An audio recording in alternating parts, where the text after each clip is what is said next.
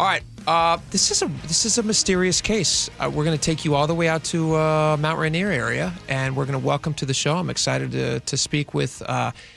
Let's see. We got Bethan Maher. You got it. She is the executive director of the Western Forest Industries Museum.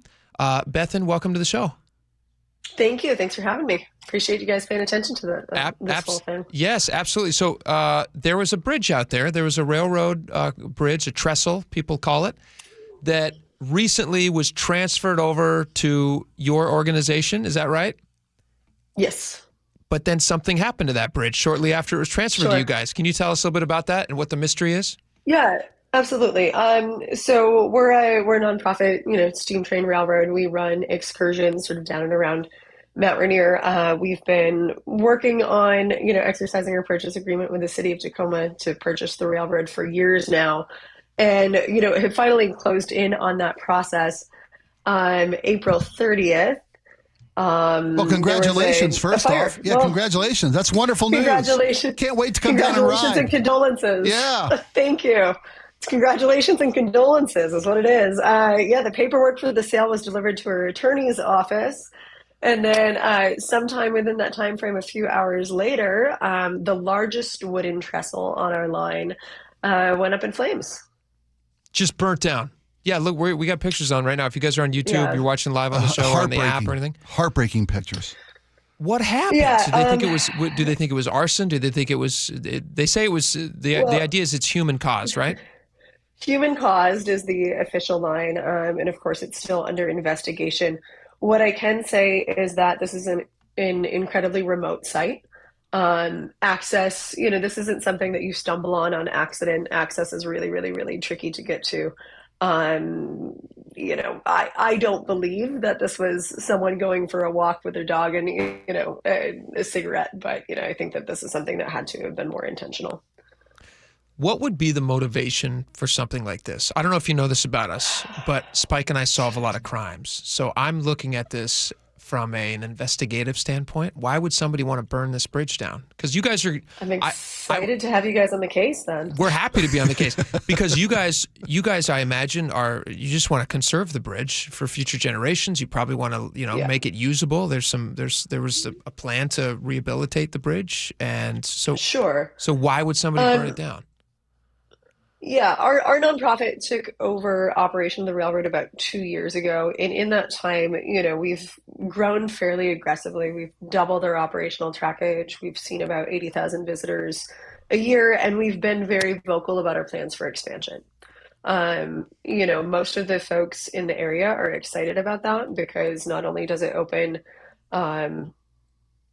tourism, we're a 12-month of the year operation. So, these small businesses, small stores, restaurants are seeing tourists 12 months of the year instead of just in the summer months. There's a positive economic impact there. Sure. But also we've been pretty open about our plans and desires to resume a limited freight service on the line, connecting the town of Morton to the rest of the rail network. There's still significant lumber mills there. There's business, and there's serious constraints with the reality of trucking from a small town and the infrastructure it needs.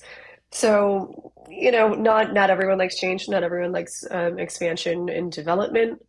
I don't understand it for the life of me. Someone has malicious intent. So is there an environmentalist element that is opposed to the expansion that you guys are planning with this and the expansion in tourism services as well as freight services? I'm not pointing any fingers because... No, I hear you. It's ironic and it's an interesting thought experiment because railroads are, inherently a super environmentally friendly, low, environmentally footprint way for both tourists, to see environmentally sensitive areas and also for, product to move. We've had an ongoing series, we've had someone break into, our shop threatening to blow up locomotives. We've had a manifesto left at our gate. What? We've had threatening emails. it's unfortunately there is someone that is very mentally unwell Yeah. out there that believes that we are a large evil corporation, even though we're a very small nonprofit. Do they hate You know, trains? Do they have like an issue with Thomas the Tank when they were kids? They just I cannot don't know stand what Thomas trains. did to them. What did Thomas do to you? Sketchy, Mentally something deranged sketchy. person. Who knows? Well, this is such a benefit to the area, to the community, to the history of the community, to the populations that can come here and see the outskirts of the Mount Rainier National Park through this rail. And there's no better way to see nature than by rail. They're so fun. Like we take the one all the time up in where is it? Up in North Bend and up through Snoqualmie and Snoqualmie Falls. Yeah. My wife and I and the kids, we take that one at they do like Christmas stuff and all that stuff. It's so great for tourism. And you guys are going to be a 12-month-a-year service, right? Yeah, we are. Yep, we ran 11 months of the year last year. This year it'll be 12 months of the year. And 80,000 people in a town with a population of 36 is significant. Our overall economic impact, like last year, was approaching $10 million. We make sure that we spend our money locally, even when it costs us a little bit more. We're really passionate about the community. We're all residents of the community. We want it to be a better place to live, to work, to play. All of those things. Well done. There's another train. Sorry, I'm just derailing the conversation talking about trains.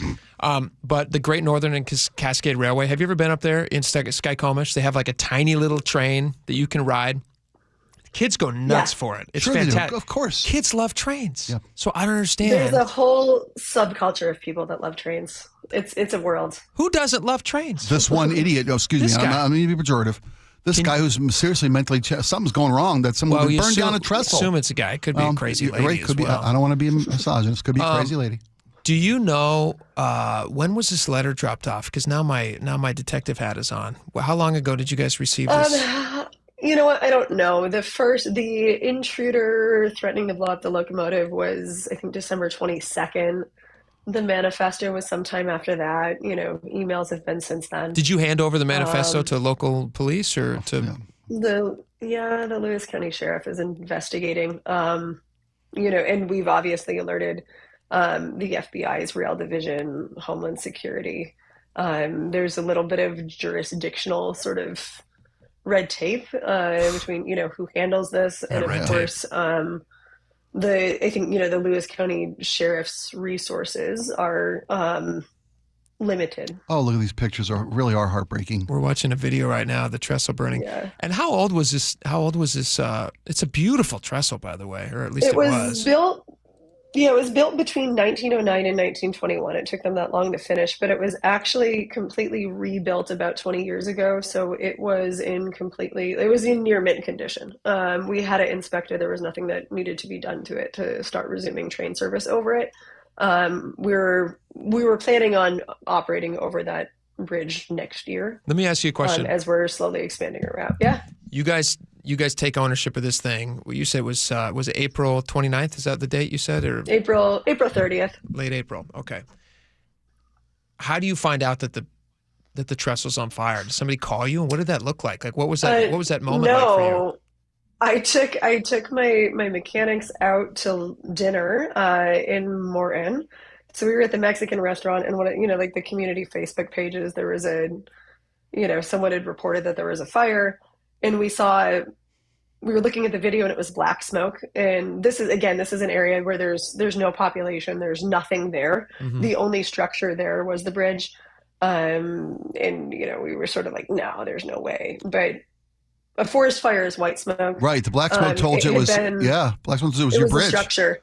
So we, it was probably 8:00 at night. It took us a while to figure out where access was, because we're really good at, figuring out how to get there via rail. Sure. But it took us a while to find it. It actually took the first responders over an hour to get there after they got the call. That's how remote. Wow. Yeah. So we drove up, and at the point that we drove up, volunteer fire department guy was there, and he was like, no, we don't know what it was yet. So we sort of just waited, twiddling our thumbs, because again, there's some bushwhacking and logging roads involved. And then, we heard over the radio that no, it's a bridge on fire. We were hoping it was a bridge that was before it. It's a little smaller. And then, they came back with, hey, we think it's at least 300 feet, if not 400 feet that are on fire. And then we knew what it was. And I, with my roadmaster, who's in charge of our tracks and bridges, we were on site and watched the thing burn most of Thursday and Friday. Oh, how heartbreaking. Let's get to the good news, though. The bridge isn't completely destroyed, correct? No, it's gone. Let's get to the heartbreak. I was going to say, are you looking at these pictures, Spike? That's completely destroyed. Here's where I was going with this. I apologize. We're going to need to tear down some parts that are still standing. Jeez Louise. Well, let me ask you this, Bethan. There's a GoFundMe page for is it for reconstruction of this particular bridge? Am I right? Yeah, yes, or at least getting us to the point that we're applying for grant funding and other federal funding avenues for rebuilding it. Because this is going to be a lot of money. Between 5 and 10 million. And you guys have raised how much? Like a $250,000 right now? You guys are like 250? We're at 200,000 right now. 200,000. Okay. So, the hope is that we get through initial surveys and engineering, and we also have to tear the remaining structure down and dispose of it. Yeah. So we need to build, the estimate we have to build a road in to access this structure is $90,000. For a nonprofit like us, that's enough to bankrupt us without the support. So first we have to pay for the cleanup, and get the site to a spot that it's safe.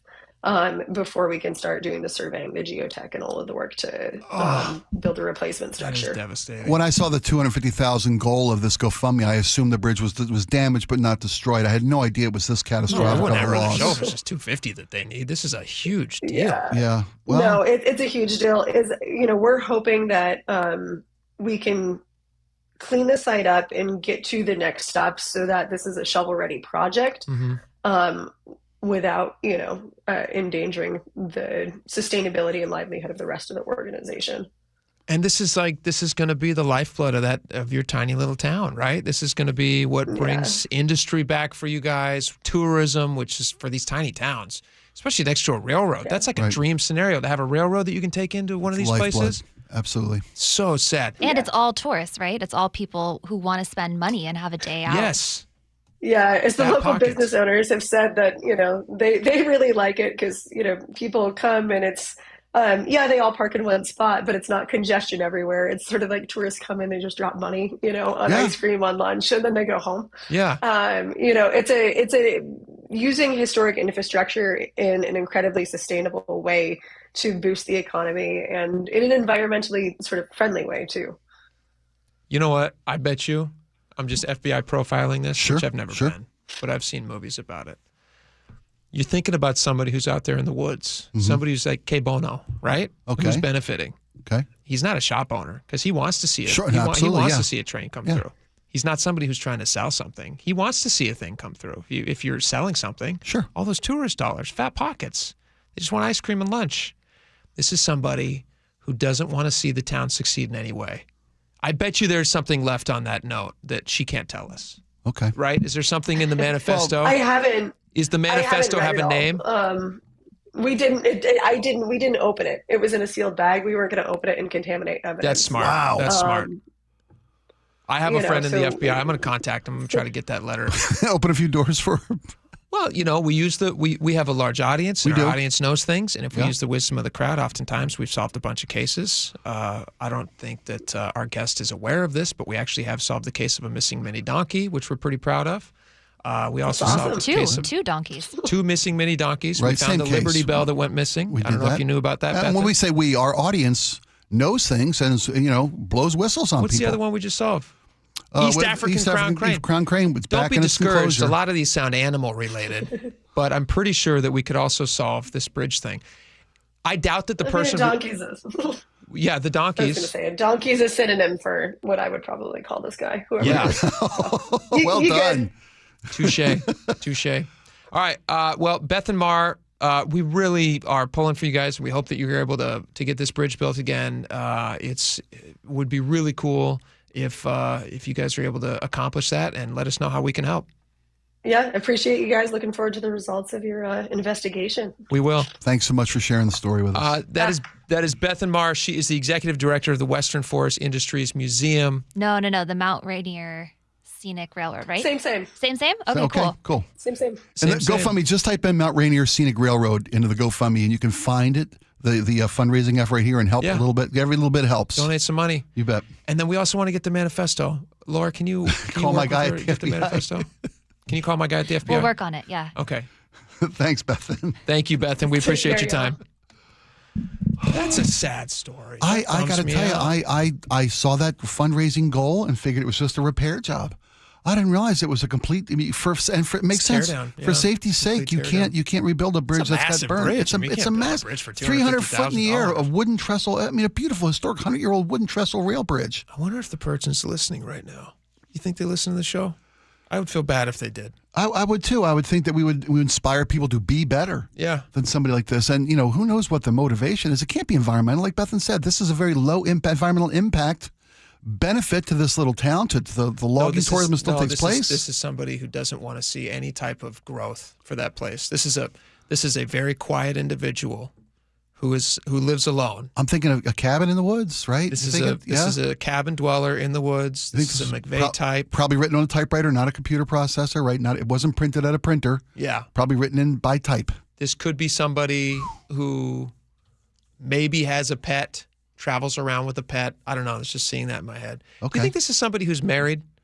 No. Could they have this feels like a man thing to do. And I didn't mean to just assume it was a guy. No, but You're you and right. I both both made the connection. We yeah. both went, this is a stupid thing to do. It's a loner. This is a loner man thing to do. Feels aggrieved by this project's expansion. As Bethan said, they're expanding this.